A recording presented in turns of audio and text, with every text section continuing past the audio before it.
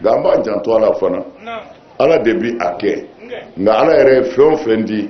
a ye sababu k'a la an b'an janto sababu in fana na n'o de ye nu ni datuguli ye ni an bɛ gɛrɛ jama na jama jɛrɛ bi yɔrɔ o yɔrɔ a kɛra misiri seli ye o a kɛra denkundi yɔrɔw ye o a kɛra kɔɲɔ yɔrɔw ye o a kɛra yɔrɔ o yɔrɔ ye tant que jama kɔni bɛ fara ɲɔgɔn kan an b'an janto a la kosɛbɛ a ka se ka fɛn ninnu matarafa jama na ça fait a ɲininen don hali i kelen mais comme ni mɔgɔ ma deli a la a b'i degun dɔɔni mais o n'a ta bɛɛ a bɛ kɛ ka c'est-à-dire ko an k'a kɛ a bɛ se k'an kisi bana in ma an k'an janto a la an k'a kɛ bana in man ɲi dɛ ala ka n'a s'a ma en tout cas a sera Mali la kaban a ye mɔgɔ minnu na bi mɔgɔ 1000 ni kɔ don minnu sara minnu kɛnɛyara o ye test kɛra minnu na k'a dɔn a b'u la mais olu ni dama min jɛra n'o ma test k'o lajɛ n'olu yɔrɔ ti dɔn o de ka ca amin bon k'a fɔ a bɛ Bamako n'a bɛ Bamako dɔrɔn a bɛ Mali bɛɛ yɔrɔ bɛɛ parce que bɛɛ bɛ ɲɔgɔn sɔrɔ Bamako Bamakokaw bɛ na a yɛrɛ bɛ taa ka na taa ni ka segin bɛ yen fɛn bɛɛ de bɛ yen o kɔrɔ ye n'a fɔra bana bɛ yɔrɔ min na o kɔrɔ ye anw kɔni fɛ yan n'a bɛ Bamako a bɛ Mali bɛɛ la parce que Mali bɛɛ bɛ na Bamako bɛ taa Mali dugu bɛɛ la kumana jango anw an yɛrɛ ka ca Bamako ka tɛmɛ yan kan n'o ye Tamaninkaw ye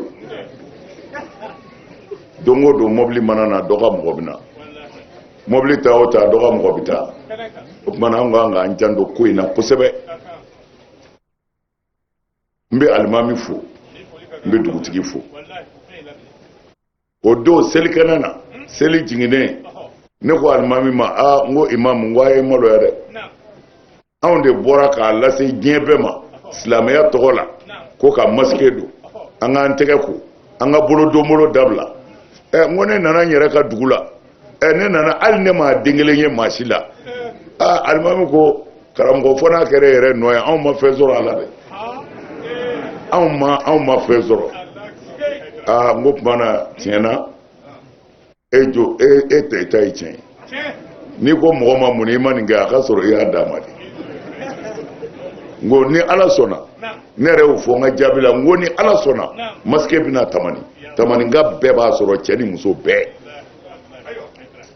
n ko a bɛ sɔrɔ yɔrɔ o yɔrɔ n b'a ɲini mais alhamdulillah ala ka jɔnw u y'o de mɛn télé la olu minnu y'o mɛn télé la Bamako u yɛrɛ wulila ka masike in caman san ka tila kɔ tuguni tɛgɛ bi ko minɛn min na ka tila k'o caman san ani safinɛ ni gel ka na n'u ye ko k'a di Tamaninkaw ma n ko tiɲɛna ala k'aw sara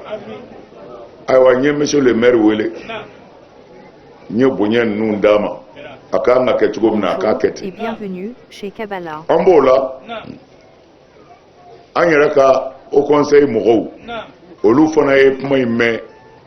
télé la olu ko tuma na an ka Hayidara magɛn olu fana ye masque 5000 u ye kɔndɔgɔni Kasimu Tarawele ale wulila n'o ye sɔgɔmada in na nin ka na n'an bɛ au conseil fo u ye o ka président bonya a ka dugu la ala k'u sara o masque ninnu jamanakuntigi de ye layidu ta n'o ye IBK ye k'a fɔ maliyɛn kelen o maliyɛn kelen masque kelen bɛ don i nun na alhamdulillah u taara min di anw ma au conseil la an fana y'a tila ni misiriw cɛ ye o tɔ u kɛlen ka nin kibaru mɛn u y'o ta ka na ne faso la parce que min filɛ an nun na nin ye nin ti mɛn ni da ye waatinin dɔrɔn de ye n'a tilenni na dɔrɔn i b'a fili de o tuma na an ko filita in n'u ma ɲɛ u b'an dɛmɛ u kana kɛ filita ye u k'a kɛ min bɛ t'i bolo yanni diɲɛ wuli cɛ walima yanni bana banni cɛ parce que masque ya abi mako chaman de nya hal ni banate poussière bi yoro ni bi bo barake ibi so barake o na nyona ou bien ibi gobu barake muso an bi logo mi mene o shishi na bila bi nafa ba de nya nafa ba min te banay nyira kasra e fiu o kuma na nunu koni nche kai nga nintime de ni tile ni na doro jan ko ofli mais sisan minnu sorola Kasim minnu sorola ya do o teniye de o ye ɲuman ye min bi ko ayiwa o kuma na mairie k'u nana ni ba duuru ye ne ko a ka ba kelen bɔ a la k'o bila ye mɔgɔ minnu mina n'o di olu ma o kuma na ba naani filɛ alimami yɛrɛ filɛ dugutigi filɛ a tɔ ba naani ka kan ka kɛ cogo min na mairie n'a kɛ ten hali ni dɔ bɛ se ka taa yɔrɔ wɛrɛw la min tɛ tamani ye ni dɔ bɛ sɔrɔ o bɛɛ ka ɲi n'an taara kun n'an ye dɔ wɛrɛ sɔrɔ an b'o bila ka na kun tari ma faamu de nin ka ɲi couleur bɛɛ b'a la jɛmanw b'a la ayiwa fɛnw b'a la o 4,000 o bɛna di mairie ni alimami ni dugutigi ma o kan ka se yɔrɔ min na o bɛ se o kuma na an b'a dibaw fo an b'u wale ɲuman dɔn ala k'u sara hɛrɛ la. A ma wuladɔnniya k'a fɔ Mali silamatɔnw ka fara ɲɔgɔn kan jɛkuluba au conseil islamique du Mali ma ɲɛma Mali silamadinɛ ɲɛmaw ka fara ɲɔgɔn kan jɛkuluba groupement des leaders spirituels musulmans du Mali ma ɲɛma silamɛya dɛmɛtɔ Ansaru ɲɛjɔyɔrɔ a Seyida Sherif Usman Madana Haidara a ka wajuli kɔnɔ ka minɛ kunungo la ka na bila bi la i dalen kɔfɛ dali masala ka sira ɲɛ i k'i tile ka kɛ ladiri ye walawalalibaw kɛra o kan ni ka silamɛya don ka layidu wɔɔrɔ bayatul islamiya kɛ ka kɛnɛ kunjɛ. N ti fila fara ala kan n ti suɲɛli kɛ n ti jɛnɛya kɛ n ti n den faga n ti namara kɛ n sen kɔrɔ n ta kɛ n bolo kɔrɔ ni kira Muhamadu ye n bila baara ɲuman min na n b'a kɛ ala k'a n'aw dɛmɛ ala k'an s'a kɔrɔ.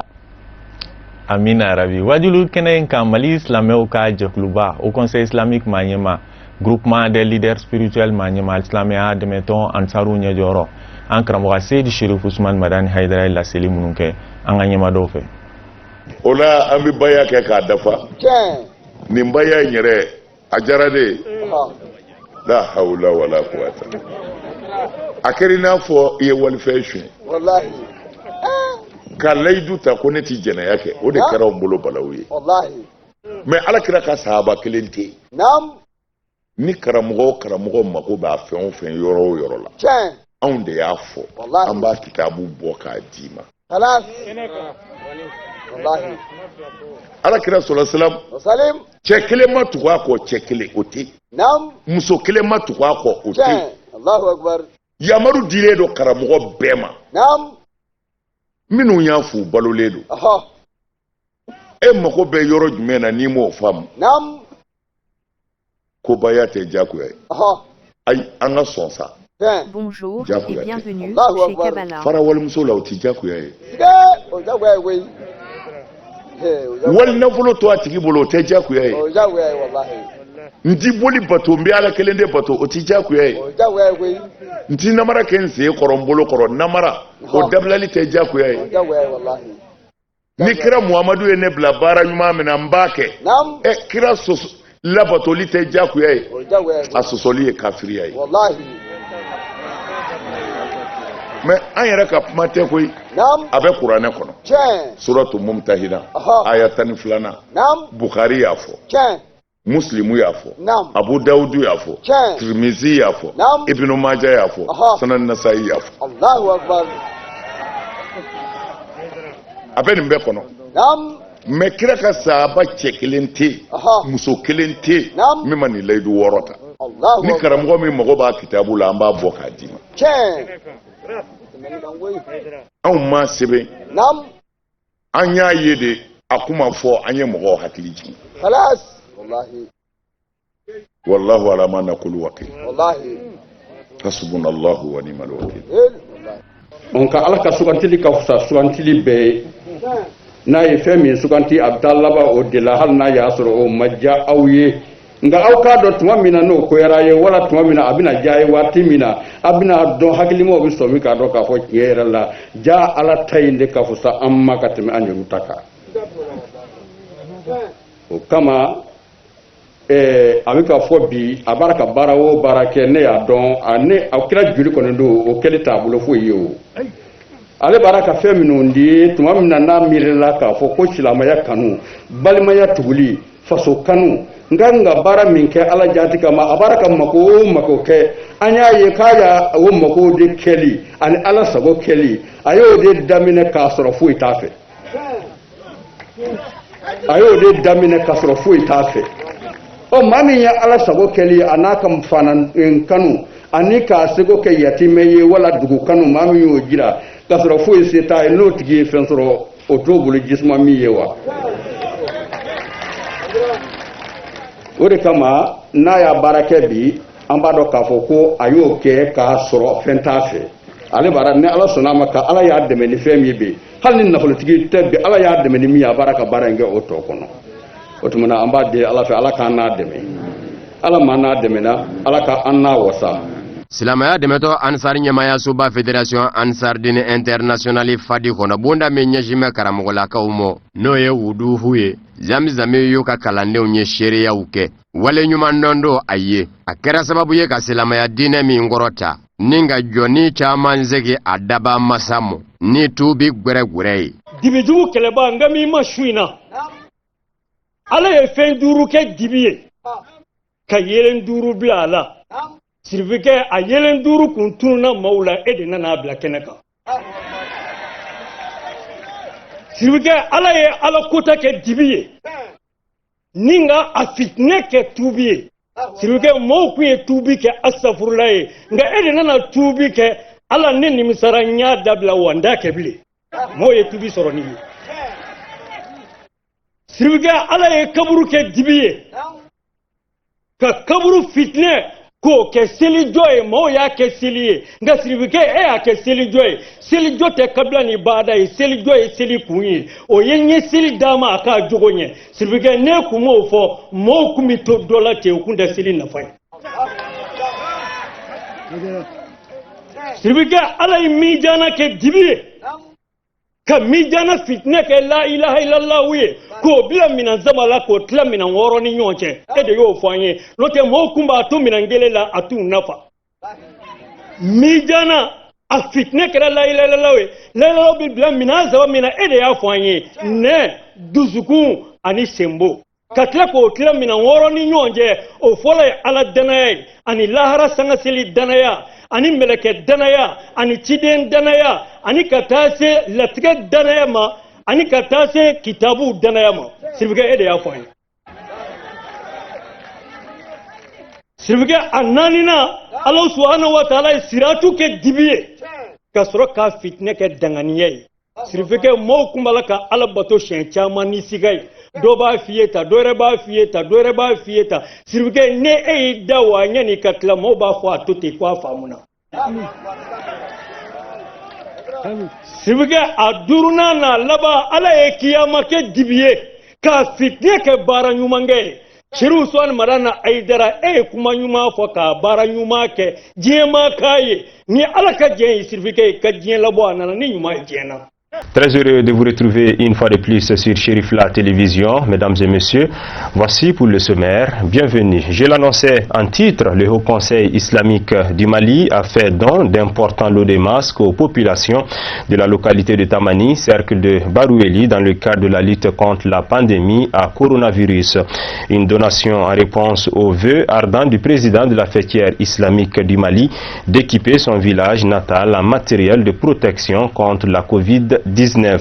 C'était le lundi dernier en présence d'autorités communales, leaders religieux et chefs coutumiers de la localité. C'est un reportage de Louti Sidibé avec la voix de Moussa Fomba.